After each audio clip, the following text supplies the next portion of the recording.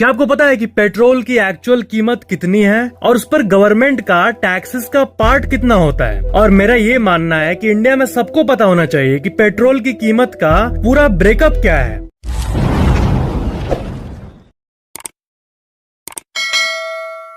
जो 91 रुपए का पेट्रोल होता है उसमें आप 91 रुपए क्यों दे रहे हो? और 33.5 रुपए का पेट्रोल 91 रुपए कैसे बन जाता है? 91 रुपए कैसे बन जाता है? ये आपको आज पता चल जाएगा। कुछ लोगों को ये पता है बट अवेयरनेस सब में होना चाहिए। पेट्रोल का रेट डेली बेसिस पे अलग अलग होता है बट हम उसे एक एग्जाम्पल से समझते हैं जो कि है 91 रुपए पर लीटर। तो मान लो पेट्रोल का रेट आप पेट्रोल पंप पे 91 रुपए देख रहे हो तो वो असल में 33.5 रुपए का ही पेट्रोल होता है। अगर बेस प्राइस की बात करें तो ब्रेकअप के पहले मैं आपको ये बता दूं कि ये ऊपर नीचे होते रहता है बट मैं आपको एक एस्टिमेट दे रहा हूँ एवरेज बेसिस पे 91 रुपए पर लीटर मान के चलते हैं। तो जो ये तेल होता है उसका बेस प्राइस होता है 33.5 रुपए। इसको सिंपली बेसिक प्राइस भी कहते हैं और उसमें ऐड होता है सेंट्रल गवर्नमेंट का टैक्स जो कि होता है ₹33 रुपए के आसपास, और उसमें फिर ऐड होता है स्टेट गवर्नमेंट का टैक्स जो कि होता है 21 रुपीज, और फिर उसमें ऐड होता है पेट्रोल पंप ओनर का जो कमीशन होता है 3.5 रुपए के आसपास यूजुअली होता है बट वो अलग अलग पेट्रोल पंप में अलग अलग ऊपर नीचे हो सकता है बट एवरेज 3.5 रुपए होता है। मतलब पेट्रोल पंप का मालिक हर लीटर पेट्रोल पे 3 से 4 रुपए कमाता है। तो अब इन सब को अगर हम लोग टोटल करें ना तब आता है 91 रुपए। तो इसमें जैसा कि आप नोटिस कर सकते हो मेजोरिटी पार्ट तो ओनली टैक्सेस का बन जा रहा है, जैसा कि आप नोटिस कर रहे हो। पेट्रोल के इंक्रीज्ड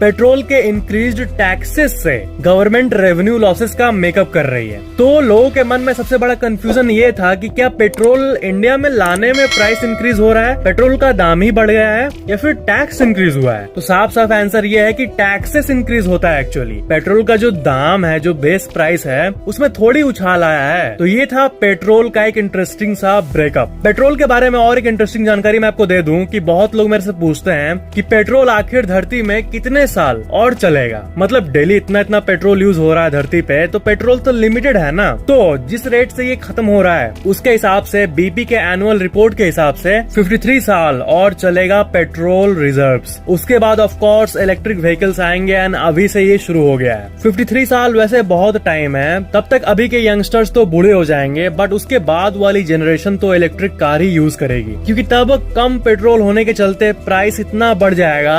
मतलब डिमांड तो वही रहेगा ना, इतनी गाड़ियां रहेगी 53 साल बाद बट पेट्रोल का दाम बढ़ जाएगा क्योंकि वो लिमिटेड है। प्राइस इतना बढ़ जाएगा कि कोई खरीदेगा ही नहीं। तो ये थी पेट्रोल के बारे में कुछ अनोखी जानकारी। चैनल को सब्सक्राइब करके बेल आइकन जरूर ऑन कर लेना।